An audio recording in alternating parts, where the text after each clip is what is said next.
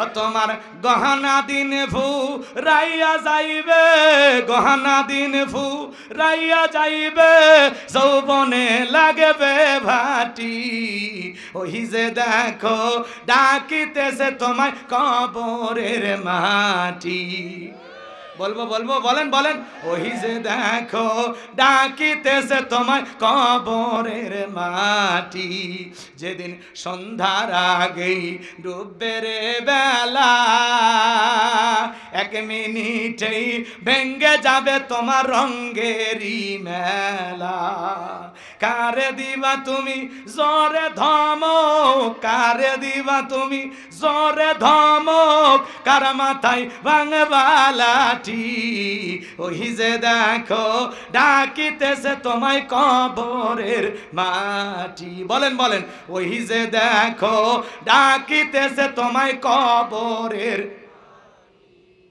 খবর পেয়ে আসবে আত্মীয় স্বজন, তোমারই চার পাশে বৈশা সবাই করিবে কান্দন। সাজাইবে তোমায় মনের মতন, সাজাইবে তোমায় মনের মতন, কি সুন্দর পরিপাটি। ওই যে দেখো ডাকিতেছে তোমায় কবরের মাটি। ওই যে দেখো ডাকিতেছে তোমায় কবরের মাটি।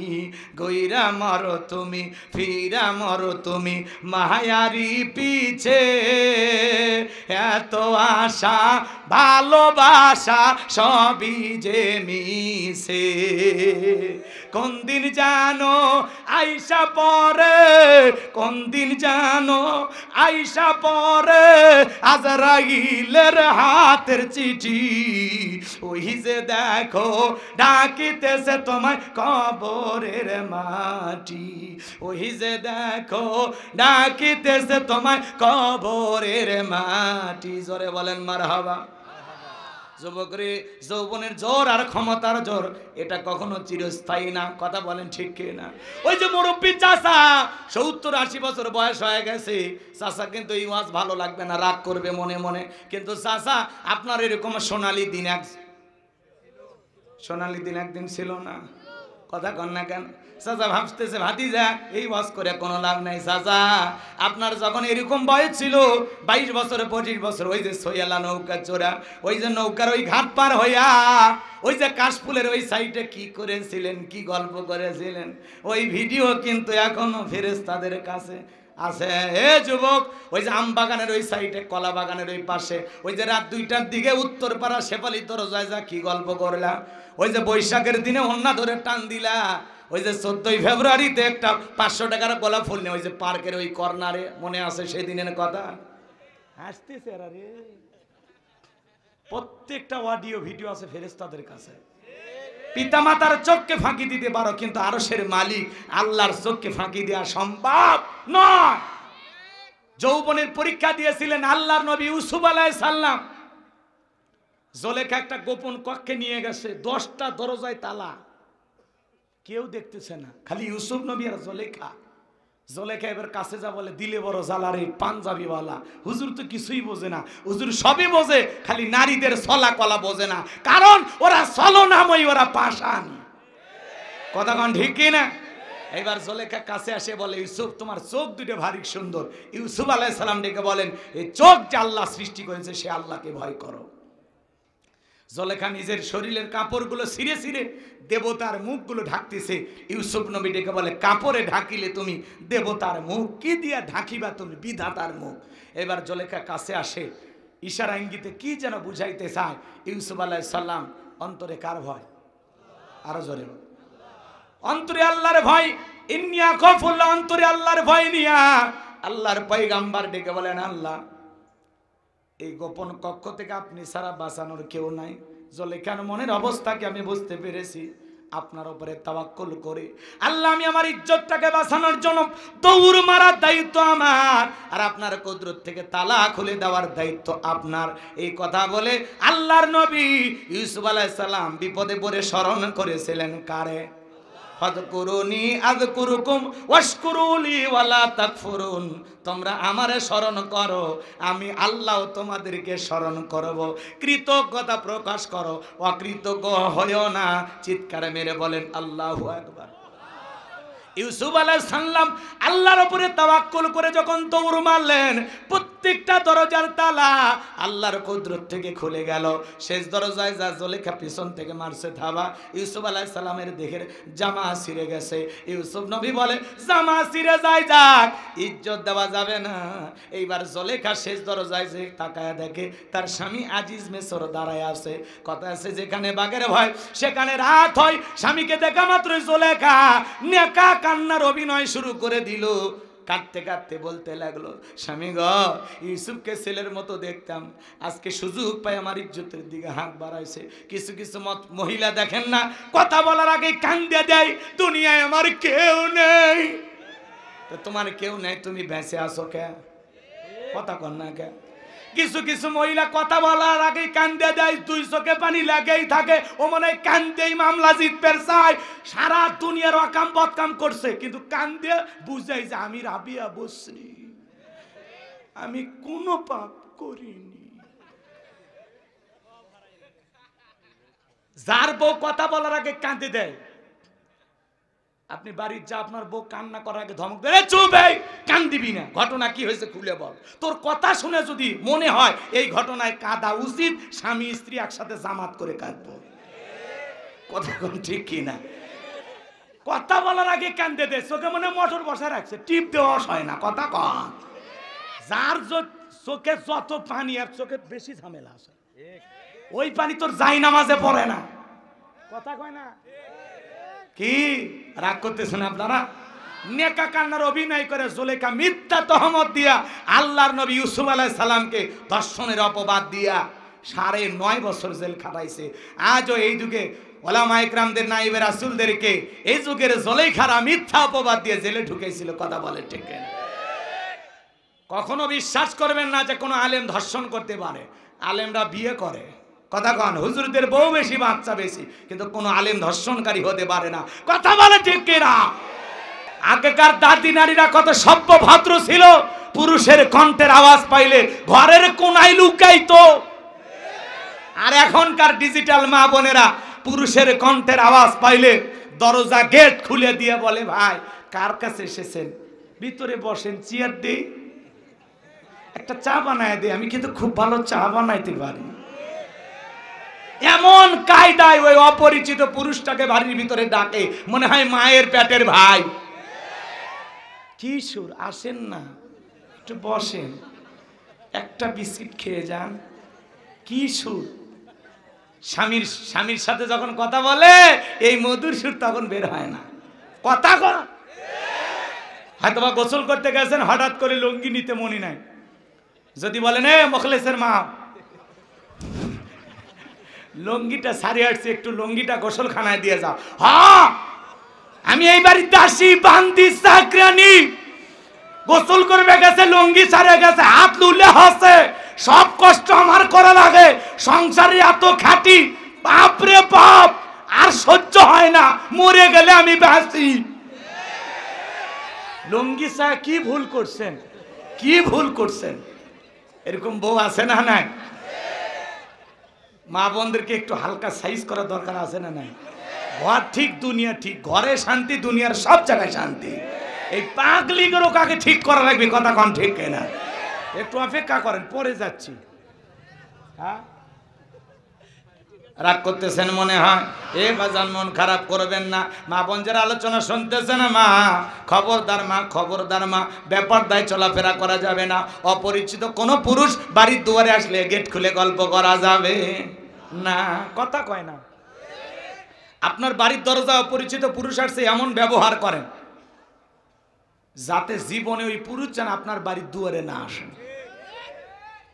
বাড়ির ওপর সব ঝামেলা আসে, সহ্য হয় না, জানতো সরে জানতো, থেকে কর্কশ ভাষায় জবাব দেবেন, নরম সুরে না। যারে খুঁজতেছেন মোবাইল করেন, সব ঝামেলা বাড়ির উপর আসে। কথা কন, দেখবেন আর কোনো পুরুষ এসে আপনার ডিস্টার্ব করবে না। আর ওইরকম নরম সুরে চায়ের দাওয়াত দিলে প্রতিদিন আসবে। কথাকে বোঝা গেল বাজান? মন খারাপ করবেন না, সামনের দিকে যায়। যে কথা বলতে যাচ্ছিলাম, মা বোন যারা বসে আছেন, মা খবরদার মা নিজেকে প্রদর্শন করবেন না মা। আল্লাহ বলেন অকরনা ফি বুয়ুতিকুন্না ওয়ালা তাবাররাজনা তাবাররুজাল জাহিলিয়াতিল উলা। নারীরা তোমরা ঘরের ভিতরে অবস্থান করো, খবরদার জাহিলিয়াতি যুগের মেয়েদের মতো নোংরা অশ্লীল পোশাক পরে নিজের দেহকে প্রদর্শন করো না। নারীরা পর্দায় থাকলে নিরাপদে থাকবে। পর্দা হলো নারীর সিকিউরিটি দেবে। পর্দাশীল নারীর ওপরে আল্লাহ রহমত নাজিল হবে। কোনো সম্ভ্রান্ত ভদ্র ফ্যামিলির মেয়ে বোরকা ছাড়া বাহিরে যেতে পারে না। একটা নারী যদি ডিডালালা বোরকা পরে হাত মোজা পা মোজা লাগায়, মনের অজান্তে শ্রদ্ধা সম্মানে মাথাটা নত হয়ে আসে। যারা উল্টা পাল্টা বিউটি পার্লারে সাজা দেয়, আর পোশাক যত উল্টা পাল্টা, ওর চরিত্রে তত গন্ডগোল। রাগ করতেছেন মনে হয়? পোশাকই তার বংশের পরিচয় বলে দিবে। কথা কন ঠিক কিনা? আল্লাহ মা বোনদের হেদায়েত দান করেন, জোরে বলেন আমিন। পর্দা করার তৌফিক দান করেন, জোরে বলেন আমিন। তাহলে নামাজের ভিতরে দাঁড়ায়া আমাদের মন খালি ছটফট করে। আমরা নামাজের ব্যাপারে তাড়াহুড়ো করি। এক সাসামিয়া এত তাড়াহুড়ো করে ওযু করছে, এক ঠ্যাং না ধুয়ে মসজিদে ঢুকছে বাজান। টাইসালা মসজিদ পিছলা খায়, চাচা একদিক লঙ্গি একদিক, তাও বলে আল্লাহু আকবার। মানুষ বলে চাচা লঙ্গি খুলে গেছে, আগে লঙ্গি চুপ করেন, কেন আগে জামাত ধরি। হযরত ওমর ফারুক রাদিয়াল্লাহু তাআলা আনহু বলেন, তোমরা যাকাতের অর্থ এমন ভাবে দাও যাতে ওই ব্যক্তি যাকাতের জন্য আর কারো দুয়ারে লাইন না দেয়। বলেন আল্লাহু আকবার। এই ছেলেটা বেকার বসে আছে, ওরে যাকাতের 1.5 লাখ টাকা দেন, দিয়ে পাবনা শহর একটা দোকান ধরায় দেন। আল্লাহ যদি চায় 5-7-10 বছর ব্যবসা করলে ও নিজেও যাকাত দিবে ভবিষ্যতে। এই ছেলেটা বেকার বসে আছে, এর যাকাতের টাকা দিয়া একটা অটো ভ্যান রিক্সা কিনে দেন। আল্লাহ চাইলে অটো ভ্যানে চালাইয়া তার একটা কর্মস্থানের ব্যবস্থা হলো, দৈনিক 500 টাকা 1000 টাকা ইনকামের একটা সোর্স হলো। কথা বলে ঠিক কিনা? একটা বিধবা নারী আসছে, সেলাই মেশিন দেন, 2টা ছাগলের বাচ্চা কিনে দেন, 2টা গাভী গরু কিনে দেন, এগুলো লালন পালন করে তার ভাগ্যের চাকা ঘুরাবে। কথা বলেন ঠিক কিনা? যাকাতের অর্থ দিয়া মানুষের কর্মস্থানের ব্যবস্থা করতে হবে, তাহলেই কেবলমাত্র বাংলাদেশকে দারিদ্র মুক্ত করা সম্ভব। ধনী যাকাত দেবে না, যাকাত আদায় করা লাগবে। ইনি ধনী মানুষ।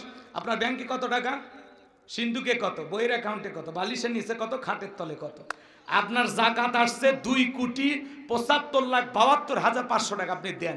ধনী যাকাত দেবে না, যাকাত আদায় করা লাগবে। 2 মিনিট একটা ঘটনা বলি। আল্লাহর নবী মুসা আলাইহিস সালামের নাম আপনারা শুনেছেন। কারণকে যা বলে, কারণ তোমারে যাকাত দিতে হবে। কারণ ডেকে বলে আমি যাকাত দিতে পারবো না। আল্লাহ নবী মুসা আলাইহিস সালাম ডেকে বলে, যাকাত না দিলে যাকাত আদায় করা হবে। আল্লাহু আকবার বলো। মুসা নবী রাগ কম না বেশি? যে নবী রেগে গেলে মাথার টুপি ভেদ করে চুল খাড়া হয়ে যায়। আল্লাহু আকবার বলেন। আজরাইলকে পর্যন্ত থাপ্পড় মারে। আল্লাহু আকবার বলেন। এক ঘুষি মেরে কিপ্তিকে দুনিয়ার থেকে বিদায় করে দেয়। সেই নবী মুসা আলাইহিস সালামের চোখে মুখে রাগ দেখা কারণ বলতেছে, পয়গাম্বার যাকাত দিতে হবে কত? আল্লাহ নবী মুসা আলাইহিস সালাম ডেকে বলে 2.5%। এইবার কারণ ডেকে বলে আমার একটু সময় দেন, হিসাব নিকাশ করে আপনাকে পরবর্তী যেতে জানাবো। মুসা নবী চলে গেলেন। এই কারণকে আল্লাহ পাক এত সম্পদ দিয়েছিল বাজান, 70টা উট লাগতো চাবি বহন করতে। চাবি যদি এত হয় তালা কত, আর তালা যদি এত হয় সিন্ধুকে মাল কত, ছোট মাথায় ধরবে না। কারণ এইবার হিসাব নিকাশ করে দেখে কয়েক হাজার কর্মচারী দিয়া সারা দিন সারা রাত যদি যাকাতের টাকা দেওয়া হয়, এরপরে টাকা দিয়ে শেষ হবে না। এমনি তো কৃপণ পায়ে স্যান্ডেল দেয় না, ক্ষয় যাবে বলে, গায়ে জামা পরে না ছিঁড়ে যাবে বলে, সেই কৃপণ কি এত টাকা যাকাত দিতে পারে? এইবার কারণ কি করলো, এলাকা একটা 2 নাম্বার মহিলা ছিল, নাম হলো সবদা। এর কাছে যা বলে, সবদা রে তোরে 2 বস্তা টাকা দেব, অ্যাডভান্স হিসেবে আজকে 1 বস্তা টাকা দিয়ে দিলাম, আর আগামীকালকে সাক্ষী দেওয়ার পরে আর 1 বস্তা টাকা দেব। বিনিময়ে আল্লাহর নবী মুসা আলাইহিস সালাম যেই মজলিসে দাঁড়াইয়া আল্লাহর পথে মানুষকে দাওয়াত দেবে, ওই ভরা মজলিসে দাঁড়াইয়া একবার শুধু বলবি, মুসা নবী দিনের বেলা বাস করে আর রাতের বেলায় আমি সবদার সাথে রাত কাটাই। বাস এতটুকু কথা বললেই যথেষ্ট, বাকি যা করার আমি করব। সবদা যেহেতু 2 নাম্বার মহিলা রাজি হয়ে গেল।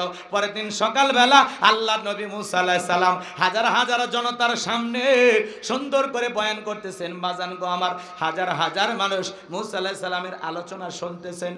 সবদা নামের সেই মহিলা মুসা আলাইহিস সালামের আলোচনা শুনে পাষাণ হৃদয় গইলা চোখ দিয়া পানি ঝরতেছে। এবার কারণ ইশারা দিয়ে বলে, সবদা দ্বারা বলেন আর একটু শুনি।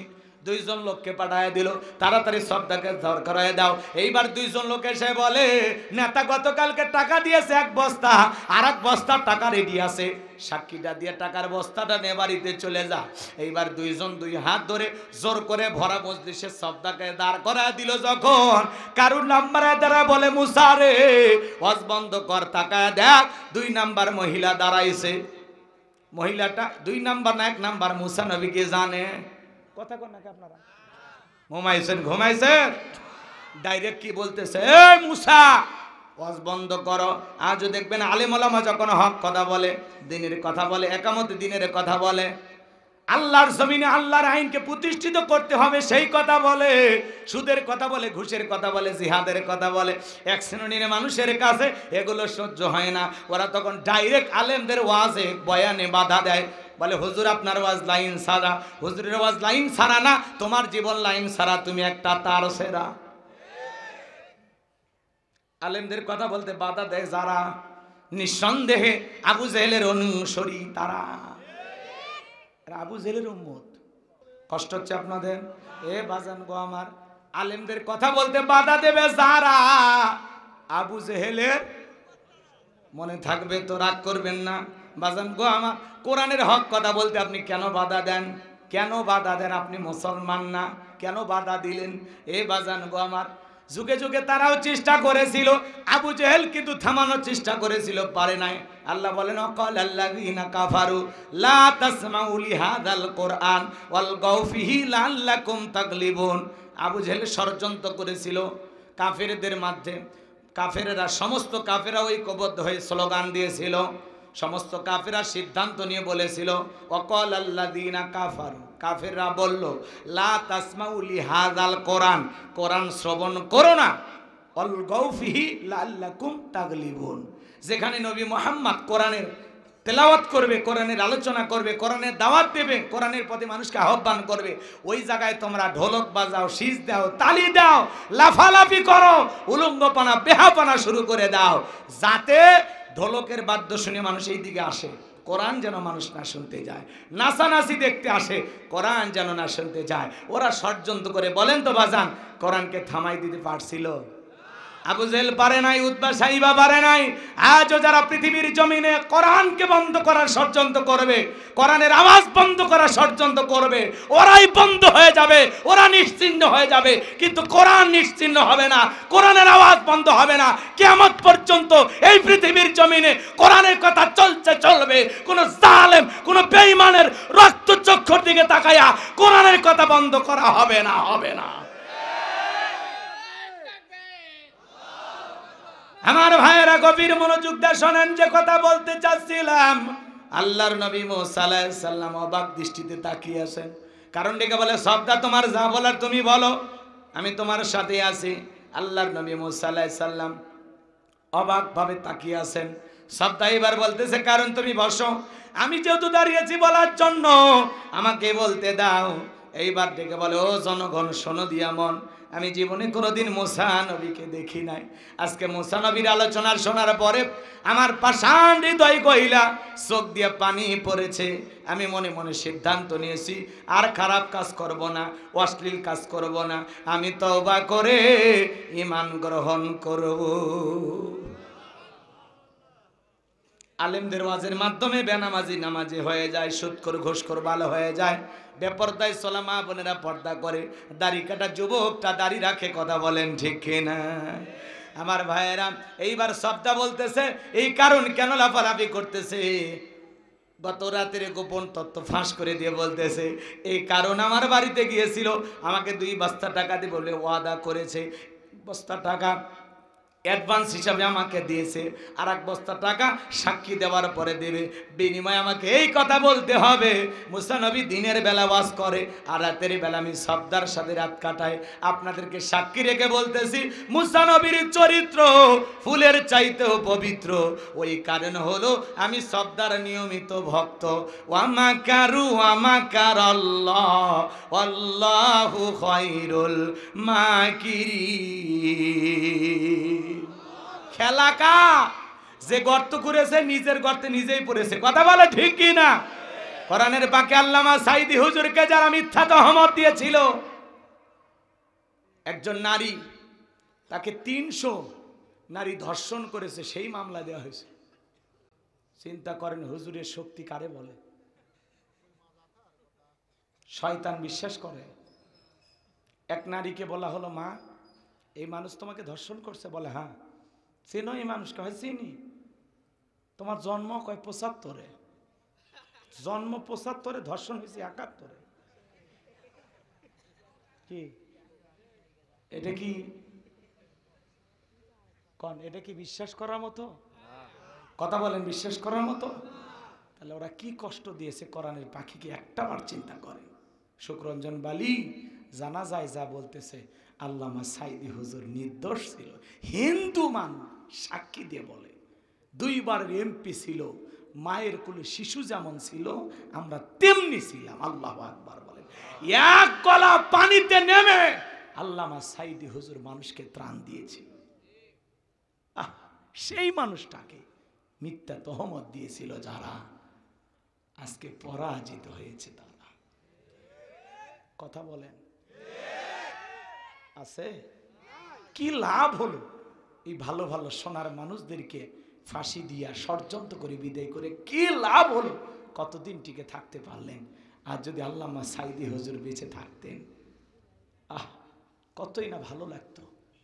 আনন্দ পাইলাম, বিজয় পাইলাম, কিন্তু কিছু আপন প্রিয় আত্মার মানুষদেরকে হারিয়ে। কথা বলেন ঠিক কিনা? আসলে তাদের স্যাক্রিফাইস, তাদের ত্যাগের কারণে আল্লাহ তাআলা এই দিন দিয়েছে। কথা বলেন ঠিক কিনা? একটা বিল্ডিং দাঁড় করাইতে গেলে নিচে ভিত দেওয়ার দরকার আছে না নাই? এখন সব ইটেরা খোয়ারা যদি আন্দোলন করে, আমরা নিচে যেতে রাজি নাই। কিয়ামত পর্যন্ত বিল্ডিং হবে? তো ইসলামকে আপনি প্রতিষ্ঠিত করতে গেলে মনে রাখবেন, দুনিয়াতে গাছ গোছালি বাঁচানোর জন্য যেমন পানির প্রয়োজন হয়, ইসলাম নামক গাছটাকে জমিনে বাঁচিয়ে রাখতে হলে শহীদের রক্তের প্রয়োজন হয়। আল্লাহর কিছু প্রিয় গোলামদের জানের বিনিময়ে, ত্যাগের বিনিময়ে এই জমিন ইসলাম প্রতিষ্ঠিত হবে। কথা বলেন ঠিক কিনা? ইনশাআল্লাহ আমরা সেই সুবাতাস দেখতে পাচ্ছি। আগামীর বাংলাদেশ কোরআনের বাংলাদেশ, আগামীর বাংলাদেশ আলেমদের বাংলাদেশ। ইনশাআল্লাহ আজ হোক কাল হোক বাংলার পার্লামেন্টে কোরআনের রাজ কায়েম হবে ইনশাআল্লাহ। আল্লাহ এই জমিনকে কোরআনের জন্য কবুল করেন, জোরে বলেন আমিন। আমার ভাইয়েরা, লম্বা আমি করতে চাচ্ছিলাম না, যে কথা বলতে চাই গভীর মনোযোগ দিয়ে শোনেন। মুসা নবী এত রাগান্বিত হয়ে গেল, আল্লাহকে ডেকে বলে, আল্লাহ চাইতে গেছিলাম যাকাত আর আমার বিরুদ্ধে মিথ্যা তহমত, এটা তো মেনে নেওয়া যায় না। আল্লাহ গো, আপনি জমিনকে অর্ডার দেন, জমিন যেন কারণে ধন সম্পদ সহ কারণকে গ্রাস করে ফেলে। আল্লাহ দোয়া মঞ্জুর করলেন। এইবার কারণে ধন সম্পদ সহ বাজানো গো আমার জমিনের ভিতরে হাঁটু পর্যন্ত চলে গেছে। কারণ বলে ব্যাপার না, লাভ দিয়ে উঠতে পারবো। এইবার যখন মাজা পর্যন্ত চলে গেছে, বলে ব্যাপার না, লাভ দিয়ে উঠতে পারবো। এইবার যখন গলা পর্যন্ত চলে গেছে, কারণ ডেকে বলে, মুসা রে, ধন সম্পদ যা আসে সব তোমার আর তোমার আল্লাহর, তুমি নিয়ে যাও, জানটা ভিক্ষা দাও। আল্লাহু আকবার বলেন। এইবার মুসা আলাইহিস সালাম ডেকে বলে, আল্লাহুস সামাদ, আমার আল্লাহ অমুখপেক্ষী, আমার আল্লাহ কারো কাছ থেকে কিছু নেয় না, আমার আল্লাহ শুধু দিয়ে যায়। মরার আগে শুনে যারে, কারুন তোর মতো যারা সম্পদ জমা রাখবে, আল্লাহ রাস্তায় খরচ করবে না, যাকাত দেবে না, কঠিন কিয়ামতের ময়দানে তুই কারুনের কাতারে আল্লাহ তাদেরকে দাঁড় করিয়ে বিচার করবে। কথা বলেন ঠিক কিনা? এজন্য বাজান, যাকাত দিলে ধনীর ধন কমে না বাড়ে? জোরে বলেন। আমাদের এলাকায় একটা মানুষ আছে বাজান, উপশহর বাজারে 1400 টাকার থেকে যাকাত দেওয়া শুরু করেছিল। আজকে কয়েক বছরের ব্যবধানে আল্লাহর সে বান্দা এখন কয়েক লাখ টাকা যাকাত দেয়। তাহলে সম্পদ কমছে না বাড়ছে? জোরে বলেন, কমছে না বাড়ছে? এজন্য আপনাদের উদ্দেশ্যে বলে যেতে চাই, যাকাত দিলে, দান সদকা করলে সম্পদ কমে না বাড়ে, আরো বহু গুণে বৃদ্ধি করে দেবেন তিনি কে? আর যারা যাকাত না দিয়ে স্বর্ণ টাকা পয়সা জমা রাখবে, তাদের জন্য আযাবের সুসংবাদ আল্লাহ তাআলা দিয়েছেন। আপনার এই সম্পদ বিষাক্ত সাপ হয়ে আপনাকে সবল মারবে। আপনি তখন বলবেন, এত জোরে কামড় মারিস কেন? তখন বলবে, আমি তো তোর দুনিয়ার সম্পদ। কথা বলেন ঠিক কিনা? এজন্য বাজান গো আমার, আল্লাহ যাদেরকে যাকাত দেওয়ার মতো সামর্থ্য দিয়েছেন, নিসাব পরিমাণে সম্পদ দিয়েছেন, আপনি যে যাকাত দাতা, আল্লাহ যে যাকাত দেওয়ার মতো তৌফিক দান করেছেন, শুকরিয়া আদায় করবেন কার? যে আল্লাহ তাআলা আমাকে যে একটা যাকাত দেওয়ার মতো তৌফিক দিয়েছে, এটা একটা আনন্দের বিষয়। কথা কয় না? আল্লাহ যে আমাকে যাকাত দাতা হিসেবে কবুল করছেন, এটা বিশাল ব্যাপার। আল্লাহ আমাকে এই জায়গায় রাখছেন। আল্লাহ ইচ্ছে করলে এই জায়গায় রাখতে পারতেন না? কথা কয় না ভাই? এটা বোঝেন, এটা বোঝেন, আর এটা বোঝেন, বুঝছেন তো নাকি? আল্লাহ আপনাকে কোন জায়গায় রাখছে? এই জায়গায়। এই জায়গায় যাওয়ার কারণে আপনি খুশি না বেজা? তাহলে হিসাব করে দিতে সমস্যা কথা। হিসাব করে যাকাত দেবেন। আল্লাহ আমাদের দেওয়া তৌফিক দান করে। আর শোনেন, ধনীর যাকাত দেওয়া ফরজ, গরিবের যাকাত খাওয়া ফরজ নয়। গরিবকে যাকাত দিয়ে দয়া বা করুণা করেন নাই। আপনি ধনী যাকাত দিলে বাঁচবেন, না দিলে মরবেন। আর গরিব যাকাত না খায় মরে যাবে, তাও সমস্যা নাই। বোঝে না? ওনার বাড়ির যাকাত নেওয়ার জন্য মানুষ লাইন দেয়, আর উনি ওপর থেকে বলে, তার মানে এই সমস্ত ছোট লোকের বাচ্চাদেরকে এখান থেকে তাড়িয়ে দে। আমি কি বলেছি আজকে যাকাত দেব 200-500 টাকা এরকম খালি সিটে? 200-500 টাকার যাকাত দিয়ে লাভ আছে? আপনার 10 লাখ টাকা যাকাত এইভাবে সিটে লাভ আছে? 10 লাখ 10 জনকে দেন, 5 লাখ 5 জনকে দেন, দিয়া বলেন যে ভাই এই যে টাকা দিলাম আর কারো কাছে হাত পাতবা না, এই টাকা দিয়ে একটা কর্মস্থানের ব্যবস্থা করবা। কথা বলেন ঠিক কি না? আল্লাহ আমাদের বুঝ দান করুন, জোরে বলুন আমিন। তাহলে হিসাব করে বছরে একবার যাকাত দেব তো ইনশাআল্লাহ। যাকাত বছরে কয়বার দেয়া লাগে? একবার। মনে থাকবে ইনশাআল্লাহ। আরো কথা আছে, ওই দিকে আর যাব না। এইবার মুমিন বান্দার 4 নাম্বার গুণাবলী। যুবক রেডি? রেডি? তাকবীর দাও, লিল্লাহি তাকবীর। আয়াত শেষ হলে আরেকবার আল্লাহ রাব্বুল আলামিন বলেন, ওয়াল্লাযীনা হুম লিফুরুজিহিম হাফিজুন। মুমিন বান্দার 4 নাম্বার গুণাবলী, নিজের যৌবনটাকে সংযত রাখা, নিজের যৌবনটাকে কন্ট্রোল করা, নিজের যৌবনটাকে হেফাজত করা। মুমিনের যৌবন হোটেলে বিক্রি হবে না, পার্কে বিক্রি হবে না। মুমিনের যৌবন বিয়ের আগে কোনো অবৈধ সম্পর্ক মুমিন করতে পারে না। কথা কয় না? আমরা যৌবনকালে গুনাহ করতে ভালোবাসি, আর যৌবনকালের ইবাদত আল্লাহ পছন্দ করেন। আল্লাহ শিশুকালের হিসাব নেবেন না, আল্লাহ হিসাব নেবেন যৌবনকালের। তোমার এই যৌবনকালটা কোন কাজে ব্যয় করেছো, হিসাব নেবেন কে? আর একটু জোরে বলেন কে? আমরা যৌবনকালে গুনাহ করতে ভালোবাসি, আর যৌবনকালের ইবাদত আল্লাহ পছন্দ করে। যৌবনকালে লম্বা সময় নামাজে দাঁড়িয়ে থাকা যায়, যৌবনকালে লম্বা সময় রুকু করা যায়, লম্বা সময় সিজদা দেওয়া যায়, যৌবনকালে ঠান্ডা পানি দিয়ে ওযু বানানো যায়, যেটা বৃদ্ধ মানুষের পক্ষে সম্ভব নয়। চাচি পানি গরম করে দিলে চাচার ভাগ্যে ওযু জোটে, আর না হলে ওযু হয় না, চাচার নামাজও হয় না।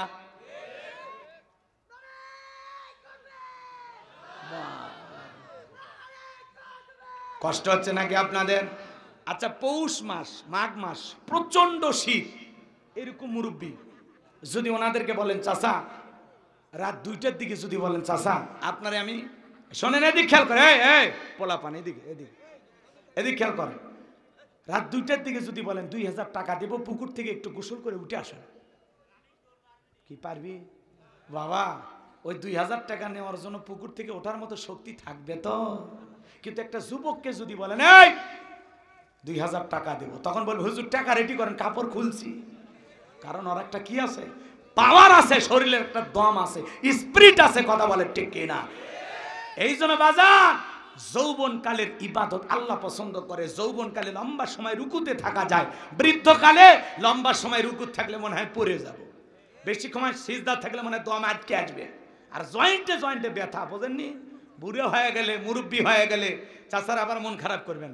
ওই বয়স আমাদের একদিন আসবে, এই রঙের যৌবন একদিন জং ধরে শেষ হয়ে যাবে, এই কাঁচা দাড়ি একদিন সাদা হয়ে যাবে, এই টাইট চামড়া একদিন ঢিল হয়ে যাবে। কথা বলেন ঠিক কিনা? এগুলো বলাতে আপনারা রাগ করছেন? খুশি হয়েছেন? হাত তুলে বলেন খুশি হয়েছেন? খুশি হয়েছেন? লিল্লাহি তাকবীর। বাজান গো আমার, এইবার গভীর মনোযোগ দিয়ে কথাগুলো শুনে যান। তাহলে মিথ্যা তহমত দিয়া আল্লাহর নবী ইউসুফ আলাইহিস সালামকে জেলখানায় পাঠাইছিল যারা, যুগে যুগে নাইবে রাসূলের ভূমিকা পালন করবে যারা, তাদেরকেও জুলাইখারা মিথ্যা তহমত দিয়ে জেলখানায় পাঠাইতে পারে। কথা বলেন ঠিক কিনা? যুবক রে, তোমাদের উদ্দেশ্যে বলে যাই, খবরদার কোন নারীর চলাকলাই ভুলবা না। পুলিশে ধরলে বাঁচবি, র্যাবে ধরলে বাঁচবে, কিন্তু কোন নারীর ছলনার জালে, মায়ার জালে, ভালোবাসার জালে, রূপের জালে একবার যদি পাটা আটকে যায়, ফান্দে পড়িয়া বগা কান্দে রে, সারা জীবন কেঁদেও ওই কাল নাগিনীর বিষাক্ত সবল থেকে তোরা বাঁচতে পারবি না। ওরা ছেলেদের ভালোবাসে না, ওরা ছেলেদের মন নিয়ে ব্যবসা বাণিজ্য করে। কথা কয়। এই জন্য যুবক, নারীদেরকে বিশ্বাস করা যাবে না। কথা কয় না। কোন নারী? বিয়ের আগে যারা আসে এদেরকে, বিয়ের পরে তো বউ বিশ্বাস করাই লাগবে, না হলে ঘরে আগুন জ্বলবে। রাগ করতেছেন? তাহলে বিয়ের আগে অবৈধ কোনো প্রেম ভালোবাসা করা যাবে? হে যুবক, কোনোদিন মা বাবার মনে কষ্ট দিয়ে বিয়ে করবা না। কিছু কিছু ছেলে আছে 20 বছর বয়স হয়নি, বাড়িতে এসে বলে আব্বা উত্তরপাড়া লাকিকে আমি কথা দিয়েছি, রাজি থাকলে 1 সাপুন, না হলে 2 সাপুন। পিতামাতা রাজি হয় না, পালিয়ে যা বিয়ে করে। 3 মাস পরে ভালোবাসা জানলা ভেঙে ফেলে যায়। মনে রাখবা, মা বাবার মনে কষ্ট দিয়া, পিতামাতার অবাধ্য হইয়া যদি কেউ বিয়ে করো, জীবনে কোনোদিন সুখী হতে পারবা না।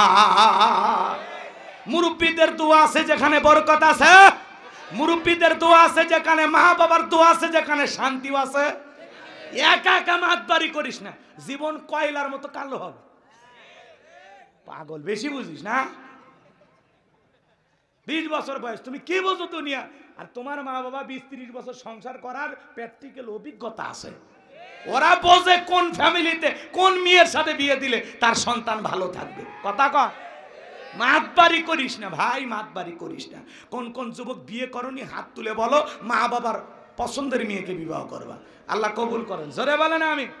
আরো জোরে বলে না আমিন। আল্লাহ কবুল করেন, জোরে বলে না আমিন। তাহলে আল্লাহ রাব্বুল আলামিন বলেন, ওয়াল্লাযীনা হুম লিফুরুজিহিম হাফিজুন, নিজের যৌবনটাকে কন্ট্রোল করা, নিজের যৌবনটাকে হেফাজত করা। তাহলে যৌবনকালে বেশি বেশি ইবাদত করব কার? হযরত আলী রাদিয়াল্লাহু তাআলা বলেন, তোমরা যৌবনের তাড়নায় গুনাহ করো, একদিন তোমাদের যৌবন থাকবে না, আমলনামায় গুনাহ ঠিকই লেখা থাকবে। কথা বলেন ঠিক কিনা? এজন্য পায়ে হাত দিয়ে অনুরোধ করে বলে যাই যুবক, এই যৌবনকালে বেশি বেশি আল্লাহর ইবাদত করবা তো ইনশাআল্লাহ।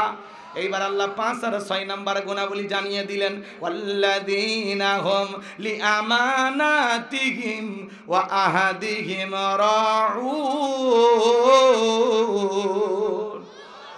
মুমিন বান্দার 5 নাম্বার গুণাবলী আমানত রক্ষা করা। কি রক্ষা করা? জোরে বলেন, কি রক্ষা করা?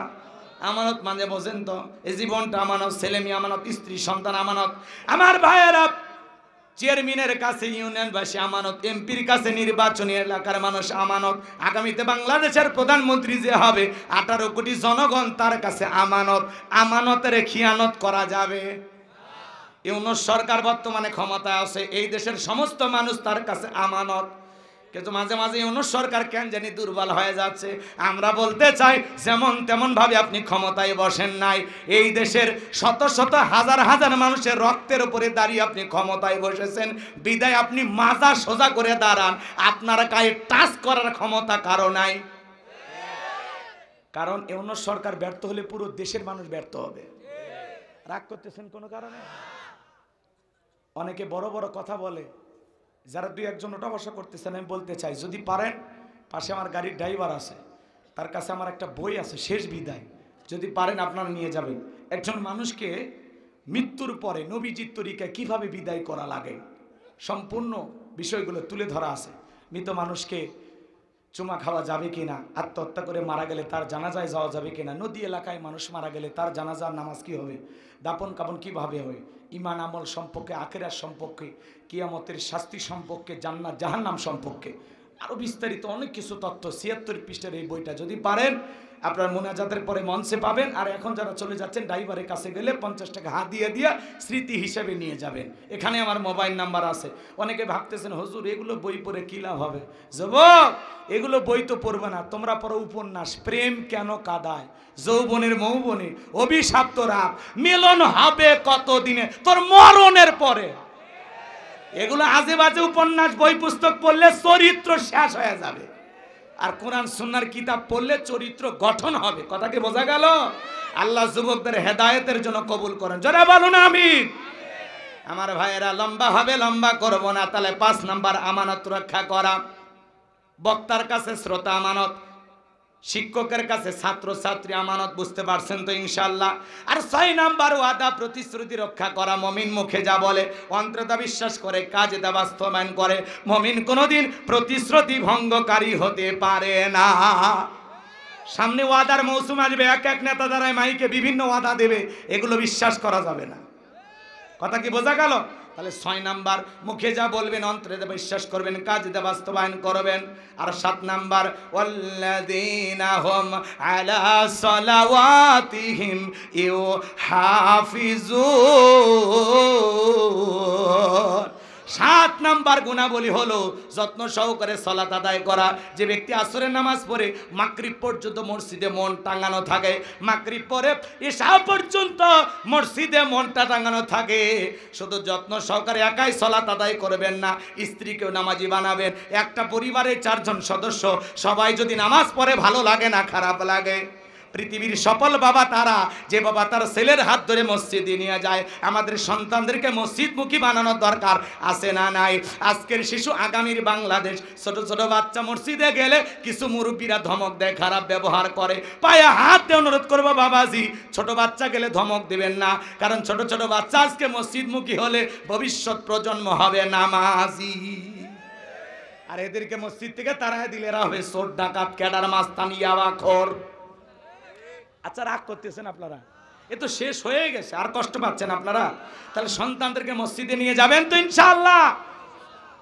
মুরব্বী যারা আছেন বাজান, ছোট বাচ্চাদের সাথে খারাপ ব্যবহার করবেন না। তাহলে 7 নাম্বার যত্ন সহকারে সালাত আদায় করা। নিজের পরিবারের সকল সদস্যদেরকে আমরা নামাজি বানাবো। এই 7টা গুণাবলী যদি আমল করতে পারি, আল্লাহ রাব্বুল আলামিন বলেন উলাইকা হুমুল ওয়ারিসুন আল্লাযীনা ইয়ারিসুনাল ফিরদাউস হুম ফিহা খালিদুন। আল্লাহ রাব্বুল আলামিন বলেন তারা উত্তরাধিকারী হবেন জান্নাতুল ফিরদাউসের, সেখানে তারা চিরকাল বসবাস করবেন। আল্লাহ কোনোদিন তাদেরকে জান্নাত থেকে বের করে দেবেন না। কারা কারা এই 7টা গুণাবলী আমল করবেন, শেষবারের মতো আল্লাহকে হাত তুলে দেখান। আল্লাহ আমাদের সবাইকে আমল করার তৌফিক দান করুন। জোরে বলুন আমিন। আর একটু জোরে বলেন আমিন। এবার হাত নামান, হাত নামান, হাত নামান। মন খারাপ করছেন? সকলে ভালো থাকবেন, সুস্থ থাকবেন, আমার জন্য দোয়া করবেন, আমি আপনাদের জন্য দোয়া করি।